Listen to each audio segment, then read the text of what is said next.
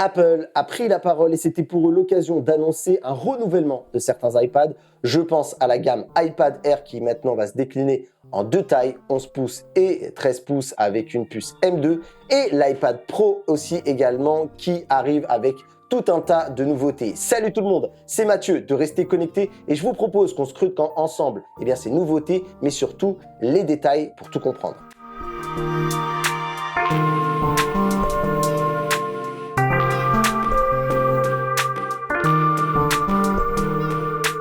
Apple en profite donc pour annoncer un refresh de sa gamme iPad Air qui se décline maintenant en deux tailles, un modèle 11 et un modèle 13 pouces. J'ai tout de suite une pensée pour l'iPad mini qui reste catalogue mais qui ne bénéficie pas de ce renouvellement. J'ai la sensation que Apple n'est pas très content des ventes de cette petite déclinaison. Avec ces iPad Air, Apple vous offre donc le choix soit d'opter pour un modèle compact, soit une surface d'affichage plus généreuse. Pour être plus clair, en fait, le 13 pouces, c'est 30% d'affichage en plus par rapport au modèle 11 pouces. Mon conseil est donc simple et que si vous êtes plutôt du genre multitâche, allez opter plutôt pour le modèle 13 pouces. Et si vous êtes du genre à emmener votre iPad partout, le 11 pouces sera sans doute un meilleur choix. Autre nouveauté, Apple a repensé la caméra avant qui est maintenant sur le côté le plus long. Ce choix a été décidé parce qu'Apple a compris que le mode paysage est l'orientation privilégiée des utilisateurs pour faire de la visio ou un appel FaceTime. Ce choix, il est encore plus pertinent d'ailleurs quand l'iPad Air est couplé à un Magic Keyboard. Pour rappel, on est sur un capteur ultra grand angle de 12 mégapixels et qu'il est capable de capturer des vidéos en 4K.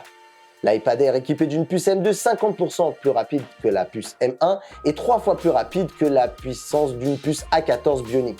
Les nouveaux iPad Air 11 et 13 pouces seront disponibles en 4 coloris, bleu, mauve, lumière stellaire et gris sidéral, dans les configurations 128 Go, 256 Go, 512 Go et même 1 Teraoctet. L'iPad Air 11 pouces est à partir de 719 € pour le modèle Wi-Fi et de 889 € pour le modèle Wi-Fi plus SIM.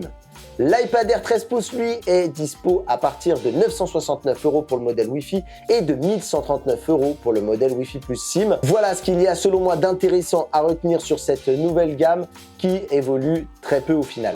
Abordons maintenant le gros sujet de cette vidéo, l'iPad Pro qui n'a pas de numéro ou d'appellation distinctive par rapport aux anciennes générations. Il s'appelle simplement le nouvel iPad Pro. Ce produit est tout de même un vrai renouvellement et ce sur plusieurs points.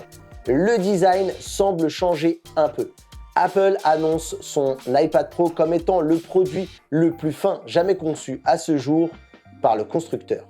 Le modèle 11 pouces fait 5,3 mm d'épaisseur et le modèle 13 pouces fait 5,1 mm. Comme l'annonçaient les rumeurs de personnes bien informées, cette génération ne propose non pas une finalement, mais deux dalles l'une sur l'autre OLED sur cet écran Ultra Retina XDR. Cette technique permet de pallier au manque de luminosité bien connu des écrans OLED, ce qui permet à ces iPads OLED finalement de conserver le même niveau de luminosité que sur les écrans LCD mini LED de l'iPad Pro 12,9 de 2022. On retrouve donc cette fameuse mesure des 1000 nits sur l'écran avec un pic à 1600 nits sur la partie la plus lumineuse de la dalle. Apple introduit sur cet écran un verre nano-texturé. D'après la marque, cela permet de préserver les couleurs, le contraste en répartissant la lumière ambiante pour limiter les reflets. On aura donc la sensation d'avoir une dalle mate. Les petites subtilités commencent maintenant puisque c'est vendu en option uniquement sur les modèles à partir de 1 Tera et 2 Teraoctets et qui vous en coûtera quand même environ 200 €.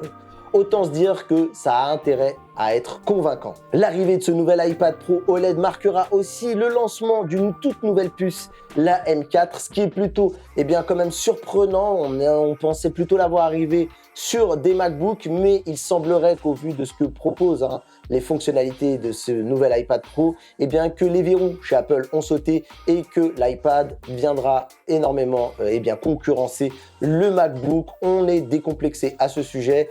Ces iPads vont bien au-delà d'une tablette, ce sont vraiment des outils de production. Cette nouvelle puce de seconde génération est gravée en 3 nanomètres, sans doute par TSMC. C'est une architecture dite Big Little avec 4 cœurs performance, 6 cœurs efficients.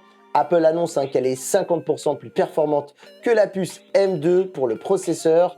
Elle a un GPU également qui est capable de gérer au niveau matériel le Ray Tracing, qui était déjà une nouveauté de la puce M3 et elle est annoncée comme étant 4 fois plus performante que la partie graphique de la puce M2.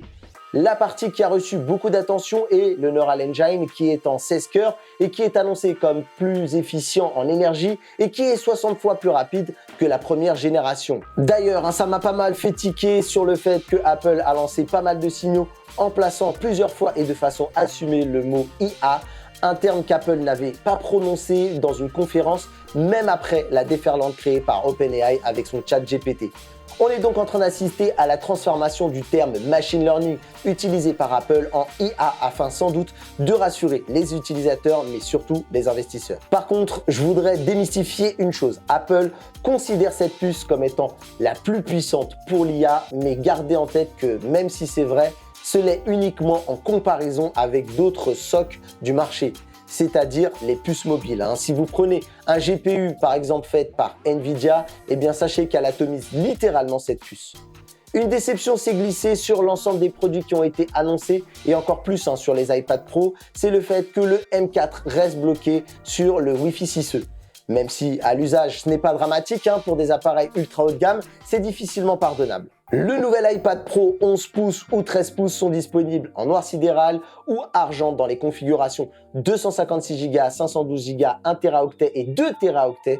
Pour le 11 Pro, le prix démarre à 1219 € pour le modèle Wi-Fi et passe à 1469 € pour le modèle Wi-Fi plus SIM. L'iPad Pro 13 pouces est proposé quant à lui à partir de 1569 € pour le modèle Wi-Fi et de 1819 € pour le modèle Wi-Fi plus SIM. Et si vous êtes en mode budget no limite et que vous souhaitez le full option avec une version 1 Teraoctet ou 2 Teraoctets avec du verre nanotexturé, donc cette fameuse dalmate, comptez 2079 € ou 2559 € pour la version 11 pouces. Pour le modèle 13 pouces, on part sur 2429 € pour le modèle 1 Tera et 2909 € pour le modèle 2 Tera. Je fais un petit tour rapide pour terminer sur les accessoires. On va trouver un nouveau Magic Keyboard qui est en aluminium recyclé. Et ce que je retiens sur celui-ci, c'est que, il dispose maintenant d'un trackpad avec un retour haptique. Apple annonce même dans son communiqué de presse que l'expérience avec ce Magic Keyboard est proche de celle du MacBook. Donc ici, il n'y a plus de tabou. L'iPad Pro est clairement en confrontation avec les nouveaux MacBooks. L'Apple Pencil passe en version Pro et se voit doté de toutes nouvelles fonctionnalités. Il a un moteur haptique pour améliorer la sensation.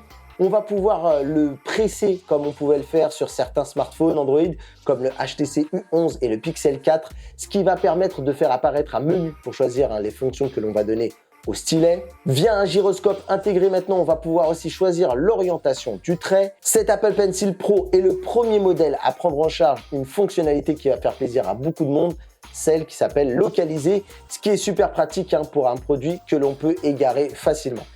Le nouveau Magic Keyboard offre des finitions noir et blanc. Pour la version 11 pouces, comptez 349 €.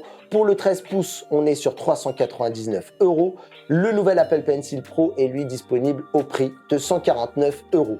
Voilà ce que je pouvais vous dire un peu sur les détails de ces offres de Apple. N'hésitez pas à me dire dans les commentaires si vous êtes utilisateur vous-même de produits Apple et si enfin l'arrivée des iPad Pro avec de l'OLED va vous intéresser et si vous allez comme ça aussi choisir l'option avec ce fameux nano texturé qui avait l'air pas trop mal dans les vidéos que j'ai pu voir de mon pote JB. J'ai cru voir à un moment qu'il orientait les tablettes vers des spots lumineux et ils n'avaient pas trop l'air de choper les lumières, donc à voir ce que ça peut donner en test. Bon, vous vous en doutez, sur cette chaîne on n'aura pas l'occasion de les tester, mais allez voir tous nos camarades qui eux auront la chance de les avoir.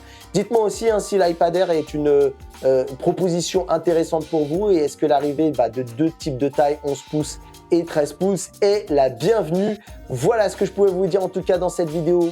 J'espère qu'elle vous aura rendu service. Si c'est le cas, n'hésitez pas à mettre un pouce en l'air, un commentaire, à partager la vidéo si vous voulez nous aider à grandir et surtout à atteindre bientôt les 20 000 abonnés. On n'est plus très loin.